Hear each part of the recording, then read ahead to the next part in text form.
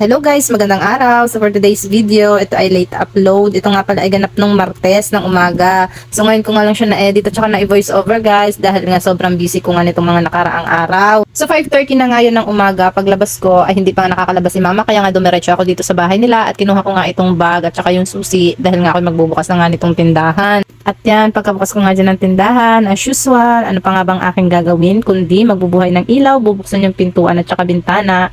At pagkatapos ay isa-isa ko nga ilalabas na diyan yung mga panindang mga natitira. So araw nga yun ng pamimili ni Madir, kaya ayan, kakaunti na nga lang at tira-tira na nga lang yung mga natira dyan sa aming mga paninda. Kaya ayun, medyo malungkot na naman nga ang tindahan yan dahil nga kakaunti na nga ang laman at puro tira-tira na nga lang. Maya-maya nga lang din yan ay dumating na nga rin ito si mama kaya siya na nga ang nagtuloy ng pagbubukas doon sa mga bintana. Tapos lumipat naman ako dito sa may harapan para nga ilabas itong mga pakwan at saka yung mga suha na nasa ilalim ng cabinet. At habang nagdi-display nga ako dyan ay bigla na naman dumating ito si Pururot at bida-bida na naman sa aking video. Ayun, nanghingi lang siya ng 5 piso guys at nung mabigyan ko na nga ay umalis na rin siya.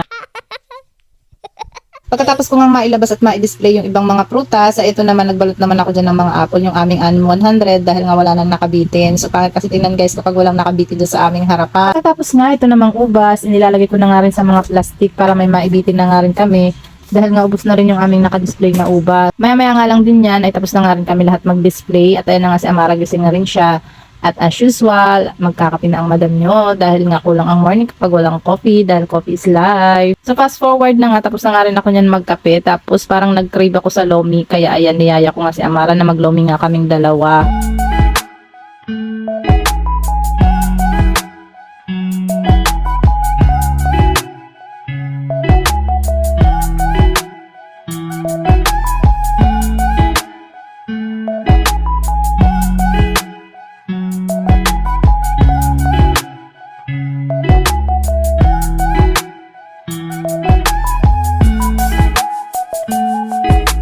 After ilang minuto ay dumating na nga rin kami dyan sa aming paglulumian. So dito nga kami maglulumi sa may ilalim ng punong mangga.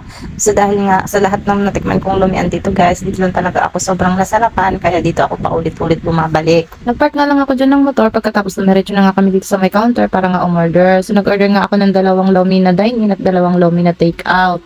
At pagkatapos nga, pumunta na nga kami dito sa table at tingnan nyo naman yung kanilang spoon and fork guys at saka yung kanilang plato ay napaka-aesthetic at bago. At habang tumatagal nga ay padami nga ang kanilang mga customers. So marami talaga ditong naglo-lomi guys kahit talagang sasadyain mo pa kasi nasa gitna nga siya ng kagubatan. Ganoon naman talaga guys kahit malayo talaga yung lugar basta alam mong masarap ay babalik-balikan mo nga siya. Maya-maya nga lang din ay dumating na nga tong aming order. So tag-isa nga kami dyan ni Amara. Ang sabi ko nga sa kanya ay ubusin niya yung kanya para nga naman ay hindi masayang. At ito na nga yung exciting part. Lapangan time!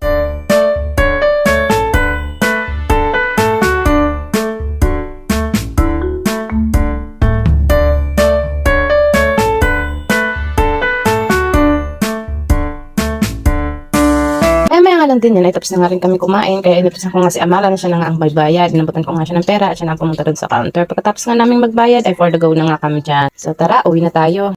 멈춘 시간 속 잠든 너를 찾아가 아무리 막아도 결국 너의 곁인 걸 결국엔 여행을 걸렸네 이젠 돌아가 너라는 집으로 지금 다시 way back home back home way back home way back home Tapos pumunta nga pala kami ni Amara dito sa nagtitinda ng baboy para nga bumili ng 1 kilo at ipapa-adobo ko ngayon kay Ate Kate dahil hindi nga ako makakapagluto dahil mamimili nga ang mami, magbabantay ako ng tindahan. At pagkatapos nga namin bumili dyan ng karne ay umuwi na nga rin ako kaagad. So that's it, wait for part 2!